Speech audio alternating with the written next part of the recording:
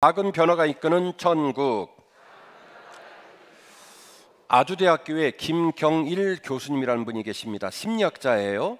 되게 유명합니다. 그래서 공영방송, 유튜브 채널, 그리고 또 다량의 강의를 다니면서 활약을 하고 있는 분이십니다.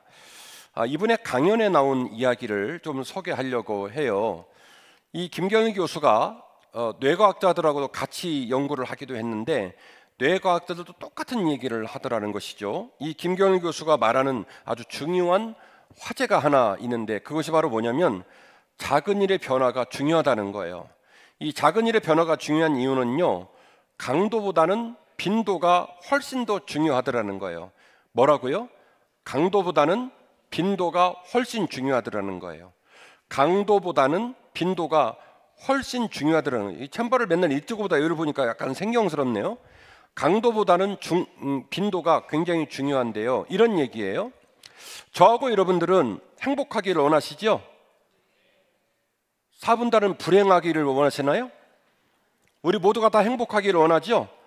우리 마음도 행복하기를 원하고 우리 가정도 행복하기를 원하고, 아멘 크게 하셔. 우리 교회도 행복하기를 원하고 우리 나라와 민족도 행복하기를 원하고. 아셨죠? 우리 나라와 민족이 행복하려면 이재명 대통령이 하늘에서 별을 따와야 돼요. 우리 가정이 행복하려면 우리 남편이 한 10억 벌어와야 돼요. 내가 행복하려면 비트코인이 터져야 돼요. 자, 이런 얘기를 해요. 강도보다는 빈도가 중요하다. 이게 무슨 얘기냐면 100점짜리 행복이 있대요. 그 100점 행복한 일을 경험하고 나머지 9번은 되게 불행해요. 이런 경우가 하나 있고, 어떤 경우는 100점짜리 행복은 없는데 10점짜리 행복이 10번 지속적으로 반복이 되는 경우가 있대요.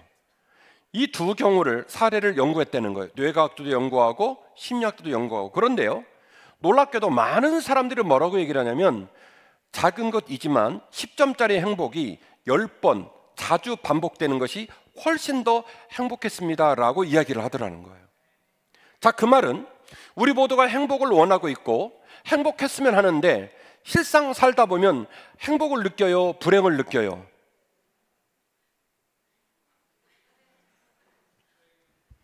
행복을 느껴요? 불행을 느껴요? 그래요? 불행을 느낄 때가 종종 있죠. 내가 저 인간이랑 왜 결혼을 했을까? 왜 우리 집 자식은 저렇게 생겼을까? 나는 왜 이런 집구석에서 태어났을까? 나름 우리가 생각할 때 불만이고 속상하고 어려운 걸 느낄 때가 종종 있지요. 그래서 생각하는 거예요. 저놈이 좀 잘하면 내가 행복할 텐데. 자꾸 누구를 원망하고 미워하고 그러면서 행복을 우리가 생각하는데, 이 김경일 교수는 말하기를 행복은 먼 곳에 있지 않고 어려운 곳에 있지 않고 지금 당장 즉시 우리 마음 안에서 시작될 수 있다라고 얘기하는 거예요. 왜냐하면 행복은 작은 일이 여러 번 빈도로 반복되는 중에 행복할 수 있기 때문에 얼마든지 지금 당장에 뭐 할 수 있다? 행복할 수 있다. 이 얘기를 말하고 있더라는 것이죠. 여러분 한번 생각해 보십시다. 여러분 주변에 뭔 말만 하면 비틀려 가지고 부정적으로 얘기하고 비관적으로 얘기하고 불만 불평을 말하고 그런 사람 있어요? 있어요? 있어요. 그럼 다시 한번 질문해 볼게요. 그런 언어를 쓰는 사람이 오늘은 초치고 부정적인 얘기를 하고 내일은 긍정적이고 소망적인 얘기를 하고 이랬다 저랬다 합니까? 시종일관 일관성을 유지합니까?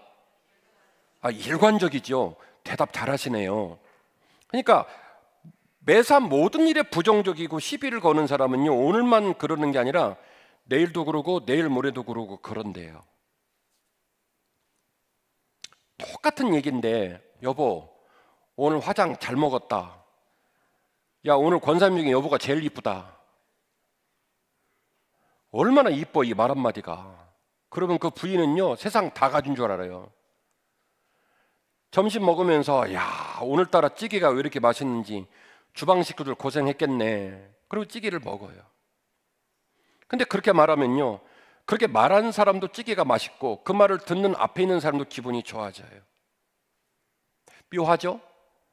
긍정적이고 소망적인 언어를 쓰는 사람은 오늘만 그러는 게 아니라 내일도 그러고요, 다음 주도 그러고요. 그냥 모든 일을 자꾸 꼬여가지고 부정적으로 얘기하고 그리고 속상하게 말하는 사람은 그 자기의 습관에 빠져서 벗어나오지를 못하더라는 거예요. 참 가슴 아픈 얘기를 소개합니다. 이 김경일 교수께서 강연 때 자주 하는 얘기인데, 우리나라의 프로 구단에서 실제로 일어난 일이에요. 이름을 말하면 알 수 있는 투수인데요, 이 투수가 공을 던지면요 정확하게 거의 스트라이크로 들어갔대요. 근데 너무너무 본인이 그 구단에 활동하는 게 힘들었대요. 왜냐하면 감독이 그 투수를 싫어했어요. 자꾸 뭐라고 해요. 그렇게 하면 안 된다는 거예요. 그래서 어느 날 감독님이 찾아가서 물어봤대요. 감독님, 제 어떤 모습이 그렇게 마음에 안 드십니까? 제가 어떻게 하면 좋을까요? 그랬더니 네 구질이 마음에 안 들어, 이렇게 얘기를 하더래요. 스트라이크로 가지만 자기가 원하는 방향이 아니라는 거예요. 이 투수가요, 이 감독님이 미국으로 출장하는 간 기간에 이 손끝에 피부가 벗겨지도록 맹연습을 해서 감독님이 원하는 구질로 스트라이크를 하는 거를 연습을 해서 이걸 완성을 한 거예요. 그래서 감독님이 오셔가지고 그 첫 경기에서 무려 10번을 정확하게 감독님이 원하는 구질로 스트라이크로 집어넣었대요. 그랬더니 감독님이 뭐라고 말하냐면, 너는 여전히 마음에 안 들어, 이렇게 얘기하시더라는 거예요.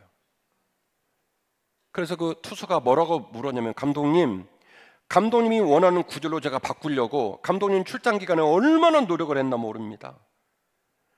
이번에는 뭐가 마음에 안 드십니까? 라고 물었더니 감독이 말씀하시기를, 너의 투구에는 영혼이 담겨 있지 않아, 이렇게 얘기를 하더라는 거예요. 난 투수가 공에다가 어떻게 영혼을 담는지는 모르겠어요. 여러분 뭘 느끼십니까? 그 사람의 투구의 폼이나 구질이 마음에 안 드는 게 아니라 무조건 싫은 거예요. 그 사람이 아무리 노력을 하고 그 사람이 아무리 노력해도 그 사람을 인정해 주지 않는 거예요. 결국 그 투수는 그 구단을 떠나고 말았습니다. 너무 불행하고 너무너무 힘이 들었기 때문에. 저와 여러분은 행복하게 살기를 원합니다. 우리 권 권사님이 지금도 앞에 앉아 계시는 것처럼 저는 느껴져요. 당신 마지막 순간까지 종종 저에게 반찬을 만들어 오셨고, 척추까지 암이 전이된 어르신이 얼굴에 땀이 범벅이 되어 끌개에다가 반찬을 가지고 오실 때마다 저는 민망한 마음을 금할 수가 없었어요. 권사님께 물었어요. 권사님, 그렇게 아프신데 반찬을 좀 안 만들면 안 되겠냐? 그랬더니 하시는 말씀이, 목사님, 목회 힘든 목사님이 힘들지 제가 뭐가 힘드냐고, 자기 안 아프다는 거예요. 그리고 말씀하시기를, 할 수 있을 때 반찬 해드리고 싶대요. 아마도 헤어질 날이 온다는 걸 생각을 하시지 않았는가, 이 생각을 저는 해봐요. 그래서 그 어르신이 살아간 그 마지막 모습이 지금도 제 마음에는 큰 울림으로 다가옵니다. 우리 모두가 행복하기를 원하고 행복했으면 하는 바람을 갖고 삽니다마는 우리의 생각, 우리의 언어, 우리의 삶의 태도, 오늘 예배 끝나고 돌아갈 우리의 가정, 우리 교회가 어떤 모습이 되면 행복할 수 있을까? 어떤 원리를 가지고 어떤 지혜를 가지고 행복할 수 있을까를 오늘 함께 고민해 보려고 합니다. 예쁘지 못한 말, 이기적인 생각, 남을 하대하는 교만과 못난 마음들, 이것이 습관이랍시고 그냥 막 살다가 어느 날 받아서 그 모든 걸 한꺼번에 회개하고 어느 날 갑자기 누군가를 행복하게 해주겠다가 마음을 먹고 있는지 모르겠지만, 우리 김경일 교수의 말처럼 그런 생각과 태도는 지혜로운 태도는 아닙니다. 작은 일들, 할 수 있는 일들, 일상의 삶 가운데 우리 손에 잡힐 수 있는 일들에 행복의 원리가 있다는 그 얘기를 묵상하면서 오늘 말씀으로 같이 한번 들어가 보려고 합니다. 우리에게 주어진 시간, 우리에게 주어진 만남, 기회들을 작은 회개와 작은 감사와 작은 행복으로 가득가득 채워나가시기를 주의 이름으로 축원합니다.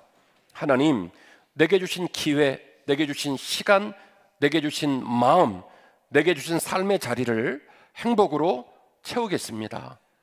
이렇게 고백하는 귀한 아침 되기를 주의 이름으로 축원합니다. 왜냐하면 우리가 신자이기 때문에 그래요.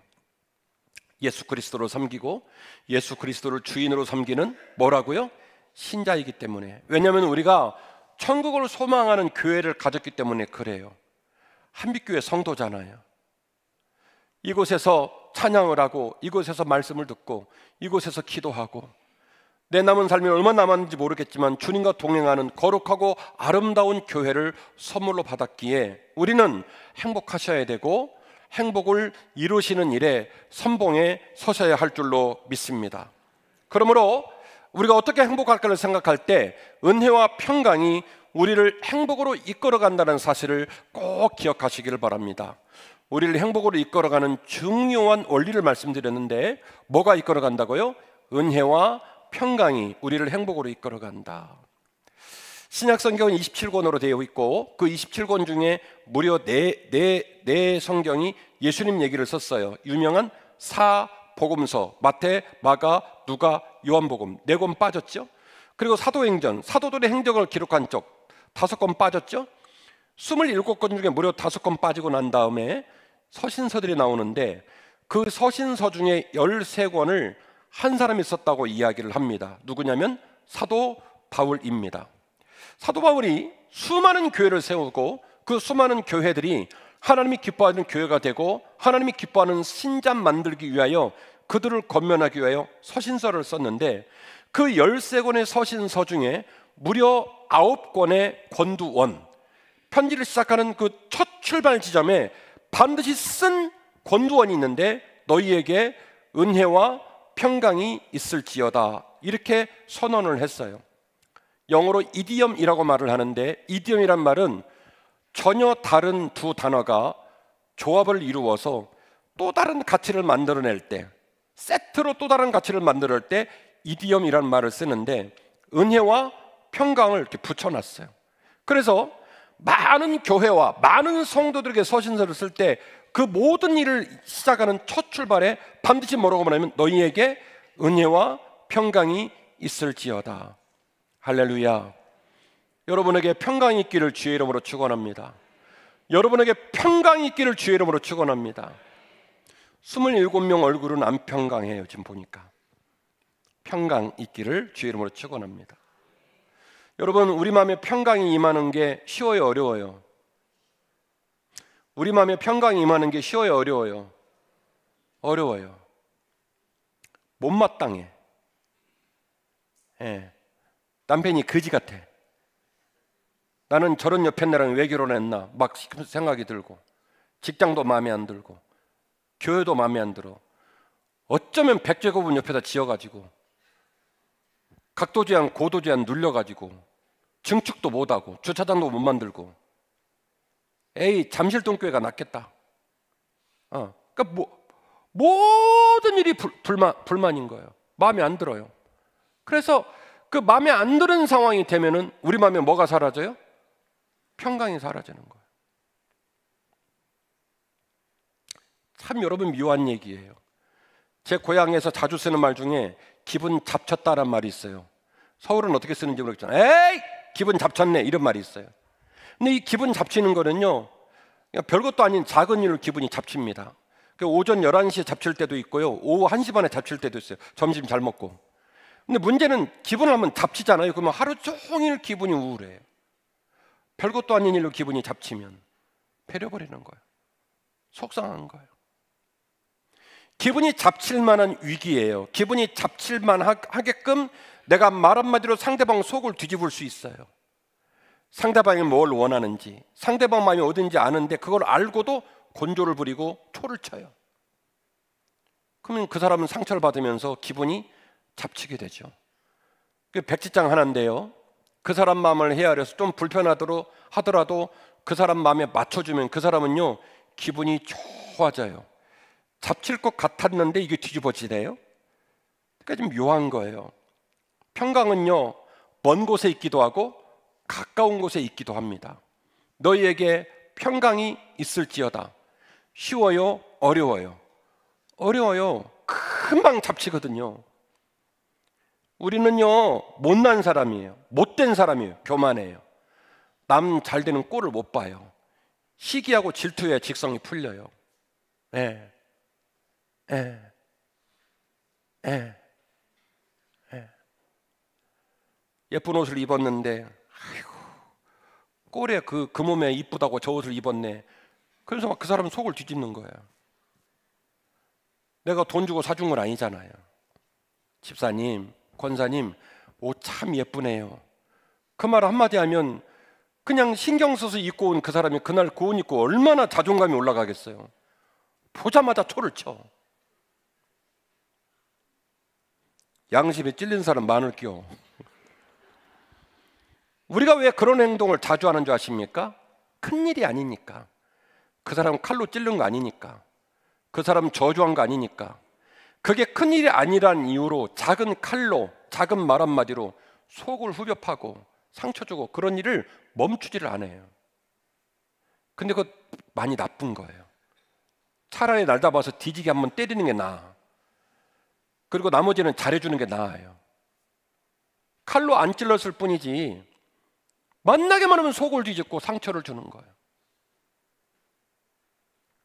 우리는 애시당초 평강하기가 쉬운 사람들이 아니에요. 그래서 바울이 말하기를 너희에게 은혜와 평강이 있을지어다.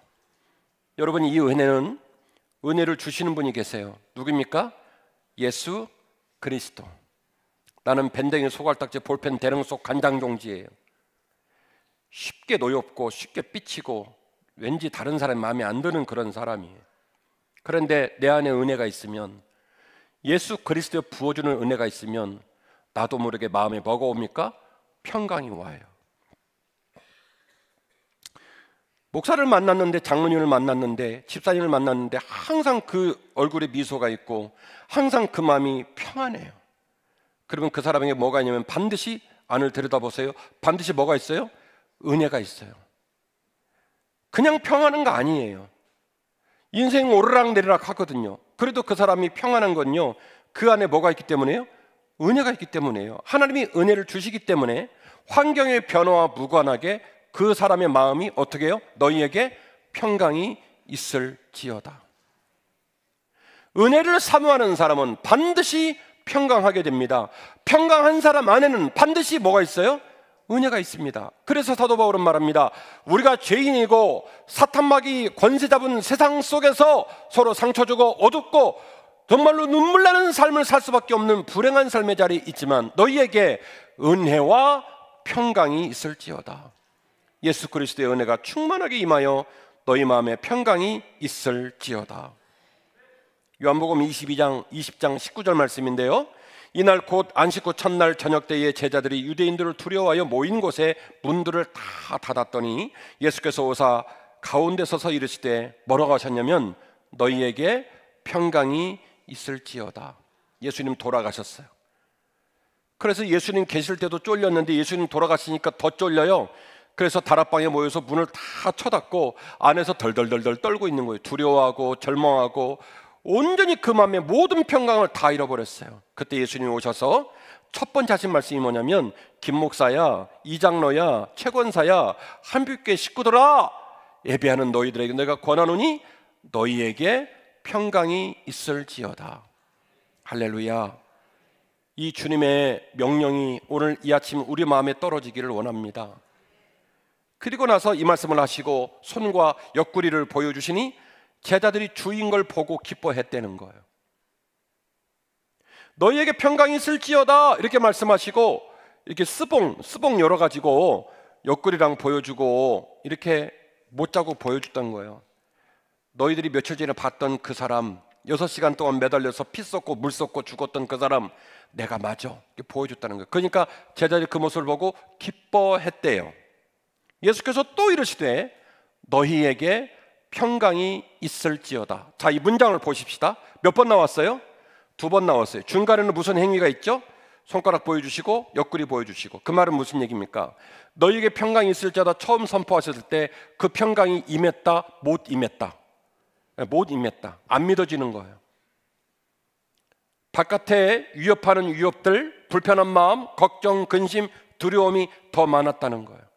근데 주님께서 옆구리 보여주시고 손바닥 보여주시고 다시 청한 거예요. 너희에게 평강이 있을지어다. 할렐루야. 아래 26절에, 이 아래 나오는 26절은 시간차로는 8일 정도 후입니다. 8일 전에 예수님의 모든 제자가 예수님을 만났는데 아쉽게도 그날 한 사람이 없었어요. 누구냐면 의심 많은 도마가 그 자리에 없었습니다. 도마가 와서 시비를 겁니다. 베드로 형님을 비롯한 모든 사람이 봤다는데도 열받아가지고, 내가 봤다, 그 양반 십자가에 달려가지고 피 쏟고 물 쏟고 죽는 거 내가 봤다, 뭐 말이나 되는 소리를 내라, 장난하냐 지금. 그렇게 막 시비를 거는 바람에 예수님이 8일 만에 재소환을 당해서 다시 그곳에 오셨습니다. 8일을 지나서 제자들이 다시 집안에 있을 때에 도마도 함께 있었고 분들이 다 닫혀 있는데 예수께서 오시사 가운데 서서 이르시되, 또 뭐라고 말씀하십니까? 너희에게 평강이 있을지어다. 할렐루야. 사도 바울이 9권의 서신서의 권두원으로 너희에게 은혜와 평강이 있을지어다, 믿음으로 살고 교회가 온전해지고 가정이 평안하고 너희 삶이 믿음으로 온전히 서기 위해서는 너희에게 반드시 은혜와 평강이 있어야 된다 권면을 한 이유는 그를 가르친 예수 그리스도의 가르침 안에 뭐가 있었기 때문에? 평강이 있었기 때문에 그런 거예요. 주님께서 말씀하신 거예요. 내가 있는 곳에, 나를 섬기는 곳에, 예배하는 곳에 평강이 임하기를 원한다. 할렐루야. 이 평강이 우리 모두에게 있기를 주의 이름으로 축원합니다. 예수님 만나던 제자들이 문을 다 닫고 있었대요. 겁이 나니까, 두려우니까 문을 닫았겠죠. 그런데 제가 생각하는 더 큰 문은 육신의 문이 아니라 마음의 문입니다. 평안하지 않고 여유가 없고 시기하고 질투하고 말 미웃게 하고 갈등하고 그렇게 살 수밖에 없다고 좌절하는 내 마음의 문 말입니다. 남을 용납하지 않고 남을 선대하지 않고 다른 사람 앞에 겸손히 내 마음을 세울 수 없는 그 못난 마음 말입니다. 말 한마디로 얼마든지 그 사람을 편안하게 해줄 수 있고 기분 좋게 할 수 있는데 꼭 질러서 속을 후벼 파야 내 속이 편안한 그 못난 마음 말입니다. 그 마음의 문을 다 닫고 있는 그들 앞에서 주님이 명한 게 뭐냐면 너희들에게 평강이 있을지어다. 아마도 이 아침 말씀을 나누고 있는 우리 모두에게 주님이 또 주시는 말씀이 아닐까 싶어요. 사랑하는 한비 식구들아, 김진우 목사야, 박장로야, 이권사야, 너희 마음에 평강이 있을지어다. 마음의 문을 열고 주 예수 그리스도를 영접하고 그분의 은혜를 쫓아 그분의 은혜를 따라 우리 마음에 평안이 임하기를 주의 이름으로 축원합니다. 그러므로 우리 모두에게 사랑과 평강이 충만해야 할 줄로 믿습니다. 그러므로 우리 모두에게 사랑과 평안이 충만해야 할 줄로 믿습니다. 여러분, 신앙의 완성이 어디 있을까요? 신앙의 완성은 천국에 있어요. 오늘 사랑하는 박병원 목사님께서 본문을 읽어주셨는데 누가복음 17장 20절 말씀입니다. 바리새인들이 하나님의 나라가 어느 때 임합니까? 라고 주님께 물었다. 예수께서 대답하셨다. 하나님의 나라는 볼 수 있게 임하는 것이 아니요, 또 여기 있다 저기 있다 이렇게 허무맹랑하게 말할 수도 없나니 하나님의 나라는 지금 너희 안에 있느니라. 아멘. 예수님이 제자를 만날 때마다 너희들에게 평안이 있을지어다, 너희들에게 평강이 있을지어다 라고 말한 이유가 뭐냐면 하나님의 나라가 죽어서 하나님이 완벽하게 만들어 놓으신 그 내세의 천국을 경험하게 되겠지만 이 땅에 지금 현재 이곳에서 당장에 임하는 것이 하나님 나라의 원리라는 거예요. 예수 그리스도가 제자들과 함께 있을 때 제자들의 마음이 평강해지는 거예요. 아멘이시죠? 예수님이 제자들과 갈릴리 바다를 건넜을 때 유라굴로 강풍이 불어갖고 막 배가 빠질 뻔했잖아요. 그때 예수님이 뭐 하셨죠? 갑판 위에서 주무셨어요. 제자들이 뭐라고 짜증을 내요? 주님, 우리가 죽게 되었거늘 왜 주무시고만 계십니까? 눈을 떠서 우리와 함께 하옵소서, 이 얘기를 한 거 아닙니까? 제자들은요, 주님과 함께 있으면 두려울 게 없었어요. 주님께서 눈을 뜨시고 주님께서 손을 내미시고 주님께서 돌보시면요 거침없이 사역을 했어요. 예수님 말씀하신 하나님의 나라는 뭐냐면 우리의 많은 삶에 거침이 많고 문제가 많은 삶의 자리에 예수 그리스도께서 임하시고 그 말씀이 은혜로 우리 마음에 임할 때 우리의 마음이 뭐가 되냐면 지옥이 떠나가고 어둠이 떠나가고 세속의 눈물이 떠나가고 뭐가 임합니까? 하나님의 나라가 임해야 한다는 거예요. 바리새인들은 예수님도 마음에 안 들고 제자도 마음에 안 들고 로마도 마음에 안 들고 백성도 마음에 안 들고, 여러분 사복음서 저하고 같이 15년 동안 말씀 나누면서 바리새인들이 찬양하고 감사하는 거 본 적 있어요, 없어요? 불광사 다니다 왔어요? 15년 말씀 나눴잖아요. 사복음서에서 제가 쭉 소개했던 바리새인들, 성경 전문가들, 우리로 말하면 장로님이에요, 목사님이에요, 교회에서 잔뼈가 굵은 사람들이. 그런데 맨날 교회만 오면 바리새인들 같이 얘기 보셨잖아요. 감사하고 찬양하고 영광 돌리고 그런 적 본 적 있어요, 없어요? 입만 열면 시비를 걸고 일만 열면 불만이고 일만 열면 마음에 안 드는 거예요. 그들이 주님께 물은 거예요. 하나님 나라가 어딨냐? 언제쯤 오냐? 그러자 주님이 그 바리새인들에게 말씀하시기를 하나님의 나라가 여기 있다 저기 있다 말하지 말지니 하나님의 나라는 지금 이곳에 너희의 마음 가운데 있느니라. 우리나라에는 톰 라이트로 많이 알려진 유명한 신학자가 있습니다. 많은 목사님들이 이분 책을 당신 서고에 갖고 있는데요. 풀네임은 니콜라스 토마스 라이트라는 분입니다. 영국의 세인트 앤드류스 대학교의 저명한 신학자인 톰 라이트. 이 톰 라이트가 마침내 드러난 하나님의 나라라는 유명한 책을 썼어요. 마침내 드러나는 하나님의 나라. 이곳에서 톰 라이트 입으로 내세에서 말하는 하나님 나라가 어떤 의미를 갖고 있는지, 우리가 신앙생활을 하다가 임하게 될 하나님 나라가 어떤 모습으로 전개되는지를 이 책을 통해서 기록을 했습니다. 그리고 최종적으로 내세에 있는 하나님의 나라를 말하기도 했지만 이 톰 라이트가 이 책을 통해 말하고 싶었던 하나님 나라의 주안점이 있어요. 중요한 메시지가 있는데 바로 이런 내용입니다.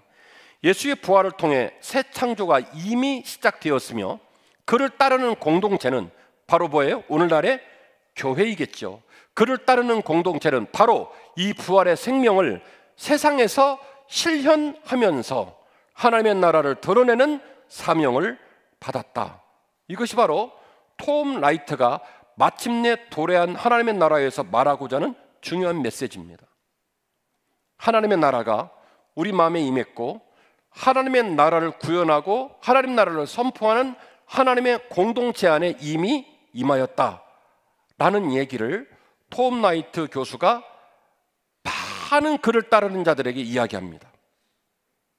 그런가 하면 미국의 철학자요, 기독교 영성에 대한 글로 잘 알려진 달라스 윌라드라는 분이 계십니다. 이분도 되게 유명한 분인데 이 달라스 윌라드가 쓴 책 중에 하나님의 모략이라는 유명한 책이 있어요. 제 방에도 있습니다만은 이 하나님의 모략이라는 책에서 달라스 윌라드는 하나님의 나라를 이렇게 기술을 하였습니다. 하나님의 나라는 단지 죽어서 가는 곳이 아니라 예수 그리스도와 함께 인격적인 관계를 통해, 제 표현으로 사도 바울의 표현으로 뭐요? 은혜. 예수 그리스도의 인격적인 관계를 통해 뭐요? 그분이 주시는 은혜, 관계를 통해 지금 여기서부터 현실화되는 삶의 방식이자 새로운 사회적 현실이다. 이것이 뭐라고요? 하나님의 나라다. 이렇게 얘기를 했습니다. 달라스 윌라드나 톰 라이트나 같은 맥락의 중요한 메시지를 말하고 있는데, 하나님의 나라가 하나님 아버지를 섬기고 그분의 은혜를 힘입는 한 사람의 마음과 그들이 함께 모이는 공동체 안에 지금 현재 즉시 구현되어야 한다라고 말하고 있는 거예요. 그러므로 하나님의 은혜에 집중하고 사랑으로 평강을 전하는 우리 모두가 되어야 할 줄로 믿습니다. 히브리서 12장 14절 말씀인데요, 모든 사람과 더불어 화평함과 거룩함을 따르라. 이것이 없이는 아무도 주를 보지 못할 것이다. 설교하는 목사가 되었던, 장로님이 되었던, 권사님이 되었던, 청년이 되었던, 누가 되었던 그는 주 앞에 예배할 때마다, 찬양할 때마다, 모일 때마다 주 예수 그리스도의 은혜를 힘입어 모든 사람과 더불어 뭘 쫓으라고요? 화평함과 거룩감을 쫓으라는 거예요. 그렇지 않으면 아무도 주를 보지 못할 거라는 거예요. 저와 여러분 마음에 주님을 보기 원하는, 저와 여러분의 마음속에 주님의 은혜를 원하는 마음이 많이 있을 줄 믿습니다. 아멘 하실 타이밍을 놓치셨습니다. 여러분이 운전을 하고 가는데, 여러분이 직장에서 일을 하는데 땀을 막 흘리며 일을 하는데 주님께서 이 집사 고맙다, 내가 너를 사랑해, 이 말 한마디 듣는 게 우리 소망 아니에요? 아멘 좀 하셔요. 맨날 꿈을 꾸는데 구레이 큰 놈이 쫓아오고 나는 도망가려는데 다리가 안 떨어지고 그 애통하고, 아니면 가위 큰 게 막 가슴을 눌러가고 숨이 안 쉬어지고, 맨날 그런 꿈만 꾸고 싶으세요? 꿈을 꿨는데 주님이 이렇게 주렁막대기 들고 나와서 양을 안고 오셔갖고 양을 탁 나에게 주면서 김 목사 사랑해 하고 어깨를 토닥토닥 거려주면 얼마나 기분이 좋겠어요. 그렇죠? 네, 우리 모두가 주님 보기를 원해요. 주님 음성 듣기를 원하고 주님을 마음으로 느끼기를 원해요. 근데 히브리서는 말하기를 모든 사람과 더불어서 화평과 거룩함을 쫓으라, 따르라. 그렇지 않으면 아무도 주를 볼 수가 없단다, 이렇게 말씀을 하셨어요. 야고보서 3장 17절, 오직 위로부터 난 지혜는 첫째 성결하고, 다음에 화평하고 관용하고 양순하며 긍휼과 선한 열매가 가득하고 편건과 거짓이 없나니 화평하게 하는 자들은 화평으로 심어 의의 열매를 거두느니라. 제가 방금 소개한 단어 중에 가장 많이 나오는 단어가 뭐냐면 화평, 화평, 화평이에요. 화평이 뭡니까? 서로 평안한 거예요. 서로 평안한 거예요.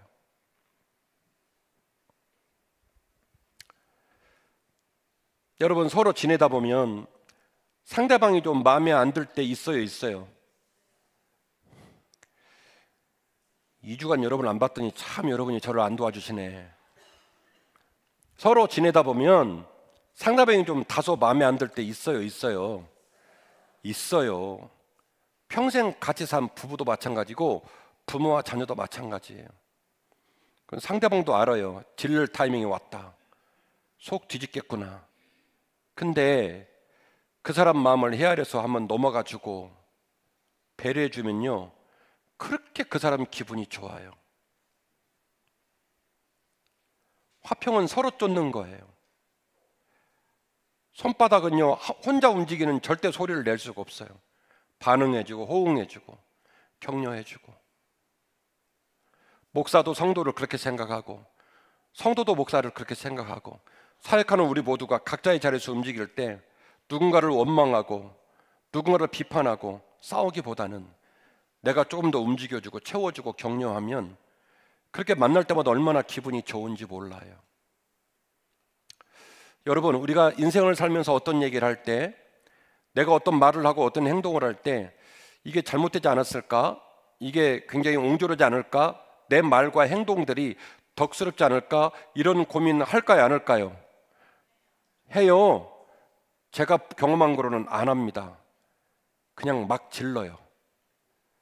나는 곧 길이요 진리요 생명이기 때문에 고민 안 해도 돼요. 그냥 하고 싶은 대로 하는 거예요. 근데 문제는 다른 사람은 그렇게 생각 안 해요. 저 사람은 왜 똑같은 말을 저렇게 할까? 저 사람은 왜 오래간만에 만나서 사람 마음을 이렇게 아프게 할까? 다른 사람은 고민을 많이 해요.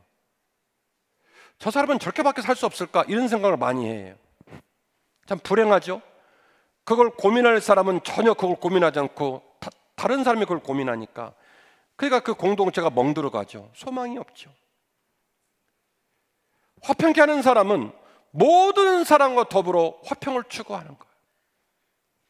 그리고 그 화평을 추구하는 곳에서 예수 그리스도의 놀라운 은혜와 인품을 만나게 되는 거예요. 여러분에게 단어 두 개를 소개하겠습니다. 성격이라는 단어하고 성품이라는 단어가 있어요. 여러분, 이 두 단어는 비슷한 것 같지만 많이 다른 단어예요. 단어 두 개 소개했습니다. 하나는 성격, 또 하나는 성품입니다. 성격은 뭡니까? 태어날 때부터 그 사람에게 있는 기질이에요. 어머니와 아버지에게 물려받은 기질이 있어요. 참 묘하죠? 어쩌면 그렇게 자식은 부모를 닮아가는지 몰라요. 요즘 무지하게 덥죠? 근데 우리 큰아들이요, 아무튼 GS25를 나가더라도 반바지 입고 있다가 긴 바지를 갈아입고 나가요. 엄마가 팔딱팔딱 뛰어요. 이 더운 날씨에 너는 왜 긴 바지를 입냐? 근데 제가 총각 때 맨날 그랬거든요. 반바지 입고 있다가 긴 바지 갈아입고 콜라 사고 들어와서 다시 긴 바지 입고 반바지 갈아입고. 누가 그렇게 한 건 아닌데 반바지 입고 나가는 걸 그렇게 좀 불편해했어요. 그리고 이 티 종류보다는 남방 종류, 이렇게 체크무늬 있다든지 단추 달린 카라 있는 남방을 좋아하고 그랬는데 제 아들이 똑같이 그 짓을 하는 거예요. 기분 나쁠 정도로. 예. 그리고 저는 물건을 사면 그 물건을 샀을 때 박스, 스티커, 비닐까지 싹 모아서 보관을 해요. 묘하죠? 근데 신우가 똑같이 해요. 가위가 막 싸놔. 박스를 싸놔. 자식은 부모를 징글징글하게 부모를 닮아가요. 이게 뭐냐면 성격. 성품 뭐냐? 이 성품의 품자는 품격의 품자예요. 성깔, 성격에 품격이 생겼다는 그런 성품이라고 얘기를 해요. 원래 가진 건 아닌데 그가 삶의 노정 속에서 배우고 훈련하고 버타여 살고, 그리고 누그러지고, 그리고 부드러워지고, 그리고 원만해지면서 만들어 가진 삶의 격, 이거를 뭐라고 말합니까? 성품이라고 얘기를 해요. 사도 바울의 표현으로 말하면 그리스도의 장성한 분량에 이르는 삶 말입니다. 우유나 먹는 신앙에서 딱딱한 것도 먹을 줄 아는 그리스도의 제자된 삶 말입니다. 그게 바로 뭐냐면 성격이 아니라 성품이에요. 그리스도인은 성격으로 살지 않고 성품으로 살아야 해요. 혹자는 말합니다. 나는 뒤끝이 없어. 나는 있는 말만이요. 나는 사실대로만 말이요. 진상입니다. 어떤 사람이 그러고 살아요? 그렇죠? 그러니까 지금 말한 태도는 뭐냐면 나는 성품은 관심 없고 뭘로 살겠다? 나 성격대로 살겠다 이 소리예요. 성격대로 사는 건 본인은 편한지 모르겠지만 다른 사람은 몹시도 불편합니다. 그리고 예수님이 기뻐하지 않습니다. 우리 모두가 예수 그리스도의 은혜를 쫓아서 거룩한 성품으로 온전해지고 성숙해지고 평안해지기를 주의 이름으로 축원합니다. 우리 모두가 겸손하며 화평을 추구하며 평강을 누리는 복된 삶을 살기를 주의 이름으로 축원합니다.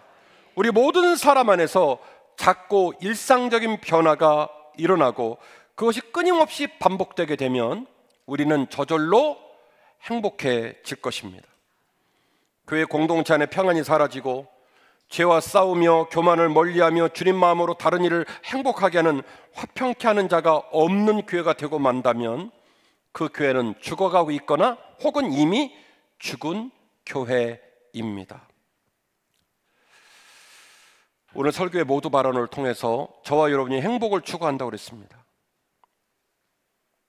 너희에게 은혜와 평강이 있을지어다. 예수님을 사모하십시오. 예수님을 기대하십시오. 그 예수님이 우리 마음에 임함으로 말미암아 그 은혜로 말미암아 먼저 우리 마음이 평강해지고 그 평강의 눈빛과 그 평강의 언어와 그 평강의 마음으로 다른 사람을 평안하게 하십시오. 이것이 참된 교회상이요 우리 예수님의 마음이십니다. 이번 전교인 수련회는 이런 은혜를 사모하고 평강을 선언하고 실천하는 중요한 생애 변곡점이 될 거라고 저는 믿어 의심하지 않습니다. 저하고 여러분은 많이 못났습니다. 욕심도 많고 속이 좁고 참 많이 사람을 미워하는 못된 사람들입니다. 그래서 은혜가 필요합니다. 예수님을 아직 못 만난 사람은 이번 전교인을 통해서 예수님을 꼭 만날 거라고 저는 기대합니다. 예수님을 만났지만 더 깊어지지 못하고 더 따뜻해지지 못한 사람은 이번 수련을 통해서 예수님과 함께 마음껏 깨지고 더 따뜻해지셨으면 좋겠습니다. 사랑하는 믿음의 동역자들과 2박 3일 동안 같이 먹고 같이 자고 같이 활동하면서 우리 안에 주께서 주시는 평강을 원 없이 경험하는 그런 기적적인 삶의 변곡점이 되기를 원합니다. 그래서 여러분에게 손을 내밉니다. 용기를 내십시오. 2인 1실이기 때문에 여러분이 주무시는 문제로 크게 어려울 일이 없습니다. 환경이 좋습니다. 오직 예수 그리스도의 은혜에 집중하고 그 은혜 가운데 우리의 삶 가운데 믿음이 뒤집어지고 우리 공동체의 영성이 뒤집어져서 주님이 기뻐하시는 거룩한 교회로 온전히 서기를 기대합니다. 오늘 말씀 제목은 작은 변화가 이끄는 천국이었습니다. 행복한 가정, 행복한 교회. 은혜가 충만한 교회는 먼 곳에 있지 않습니다. 지금 현재 이곳에서 작은 말 한마디로, 작은 마음 하나로, 작은 손내밀과 작은 발걸음 하나로 하나님의 나라가 여기 있다 저기 있다 말하지 말지니 하나님의 나라는 지금 너희 마음에 있느니라 말씀하신 주님의 말씀처럼 우리 마음에 하나님의 나라가 임하고 우리 교회에 하나님의 나라가 임하고 그로 말미암아 행복한 가정, 행복한 교회, 행복한 인생을 살아가시는 저와 여러분 되시기를 주의 이름으로 축원합니다.